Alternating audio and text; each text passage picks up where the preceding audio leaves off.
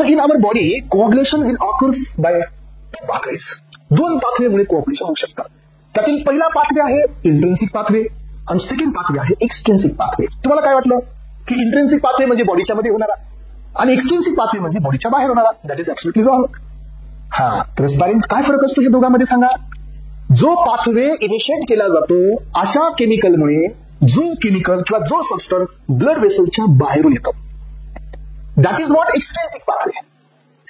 So he originated from outside the blood vessel आणि तो येऊन कोऑग्युलेशन इंड्यूस करते. That is called extrinsic pathway. मग एक्झाम्पल काय माहितीये का, ज्या वेळेला समजा हे टिश्यू असे डॅमेज होतात त्यावेळेला टिश्यू हे सिक्रेट करतात टिश्यू फॅक्टर जो की 3rd नंबरचा.